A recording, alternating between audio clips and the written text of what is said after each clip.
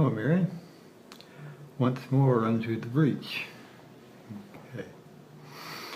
When I was a teenager, really, during that time there was a great deal of discussion about the faults that are in this country and around the world.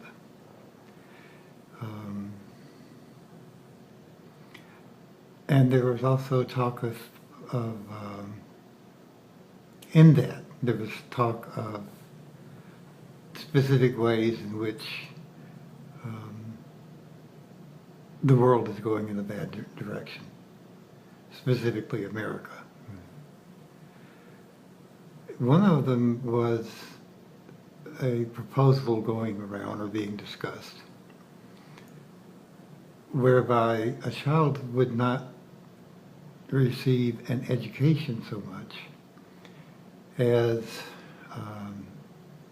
he would go into a training program. And from, say, the first grade, for the first few years, that child is being constantly observed, analyzed, pigeonholed in particular ways. And by the time he was, say, 18, or he or she was 18 years old, their future would be lined up for them. They would know what area, what field they would be in as they got along in the job training. This is no longer education, it's job training. The more that student progresses, the more it progresses, he or she progresses towards a particular job. Now, this is based on the skills of that student, what comes naturally, or what he or she does best. But not entirely, because it's also based in whatever need there is in society. Okay, or whatever need there is to really uphold a kind of corporate state.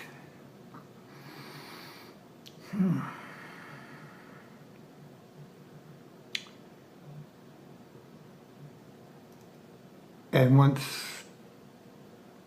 that student has graduated, and he or she is in the workforce, that's it.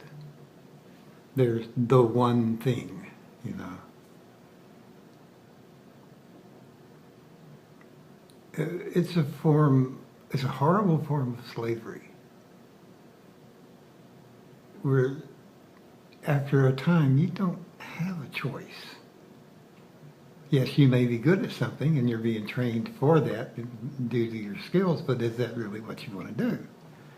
Well, no. Oftentimes it is not. Okay? Like in the movie Giant, you had this child that loved to play with doctor stuff, and when he got older he became a doctor. Well, and this is being pushed time and time again in televisions and movies. Well, no, a lot of times what a child gets into as a child, when he or she reaches adulthood, they want to do something different. You know, they want to move on. And I think this is like the karmic push. You always want to exceed the karmas of the past. And we do that by going into and doing things that we may not be the most proficient at, but it brings a great deal of joy. And that joy will eventually manifest as a job, you know, proficiency in your job.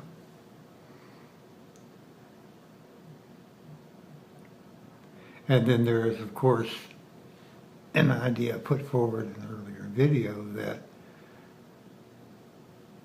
being an employee is one of the worst things you can do in this life. This system binds you to a corporate setting. And you are an employee, and there will be no opportunity to leave that setting and go out and do something on your own. Once you're in, and you don't get out. We saw this going on in the schools, that a school is supposed to be a place where you get an education, but it was becoming increasingly toward getting a job training. Public schools were becoming job training programs for employers. That's not what an education is for. That's not what an education is for. For those who appreciate and delight in the liberal arts, understand what that means. If all you want to do is make money and gain in power, then that makes no sense at all. And unfortunately, in this generation has been so conditioned into an artificial view of life and an artificial perception of themselves, that's what they think that's what the goal of life is to make a lot of money. It's not. To draw a distinction about what an education should be, I'm going to read from, once again, Ralph Waldo Emerson. This is from a speech he made at Harvard University in 1870. I took little segments out that were directly appropriate to the subject. And so there's, again, a kind of skipping around.